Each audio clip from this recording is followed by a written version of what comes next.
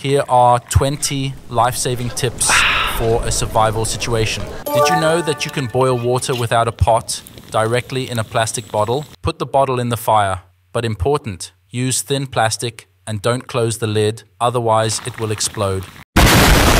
When the water boils, bacteria dies. Use a stick or a pliers to get it out of the flames. Now it is safe to drink. A survival blanket can be used to keep warm, but many don't know that it also can be used as snow goggles. Just tie a strip around your head like a blindfold. The see-through material works like a sunglass and protects your eyes from UV rays and snow blindness. Collect pine cones. You need about 29. The little seeds between the scales can be used as a food source. To open the cones, use a pliers or a knife.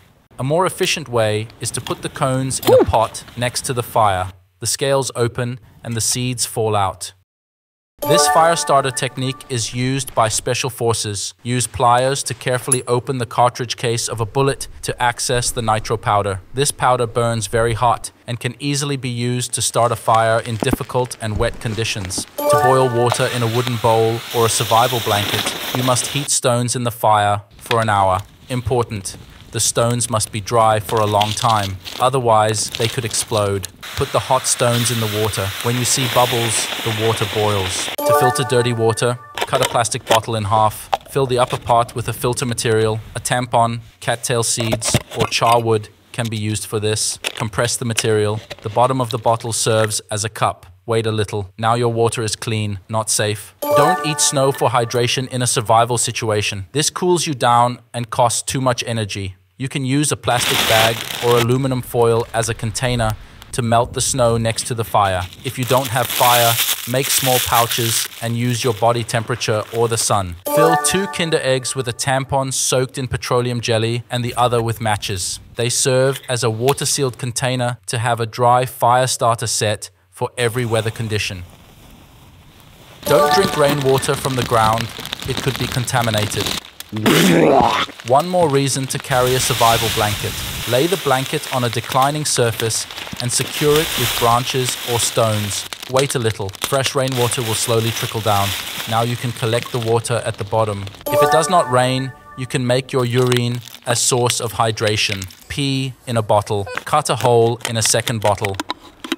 Make a fire and put the pee bottle directly in the flames. Place the bottle with the hole over the opening. The water will evaporate into the other bottle and clean water will condense on the wall. This water is now safe to drink.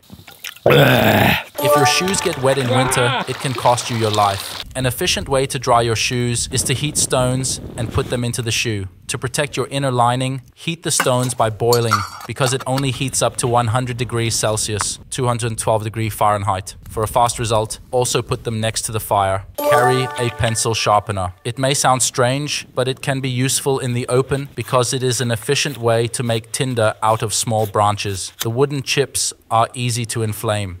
Suck on a stone. Before you die of thirst, you will feel weak and dizzy. If you need motivation, sucking on a stone will stimulate saliva production, which offers temporary relief from thirst. Important, this will not prevent dehydration. This is how you boil an egg without a pot. First, make a fire, prepare a stick, and carefully open the top of the eggshell. Put the egg directly in the fire. The fire shouldn't be too hot, otherwise it could explode and spill all over. When the egg is ready, use the stick to get it out of the heat. The stick also helps to peel the hot egg. Enjoy. Keep your balls warm. To prevent hypothermia, you need to maintain your body temperature at night. A hot water bottle can be your only option. Stop trying to heat your cold feet. This costs way more energy than heating the middle of your body. To brush your teeth in a long-term survival situation, you can use charwood and your finger.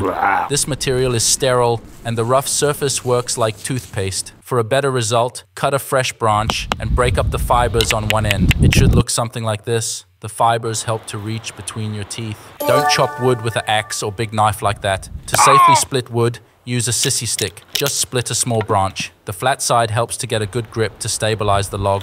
Now you can split wood safely. This survival test shows if you survive the next 3 hours. If you work in freezing temperatures without gloves, your hand gets stiff. This can hinder you to build shelter or start a fire, potentially leading to death.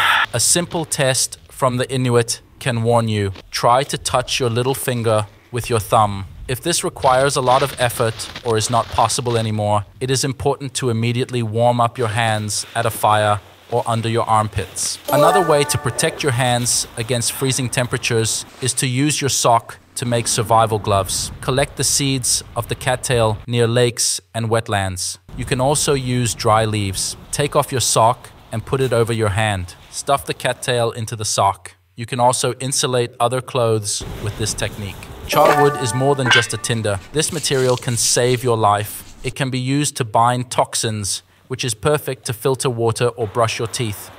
You can use it as a marker or pen, and of course it is highly flammable and serves as a reliable and windproof tinder. To make it, put wooden chips in a metal box and heat them on a fire. Practice your skills because you can be good or can be lucky, but you cannot be trained to be lucky.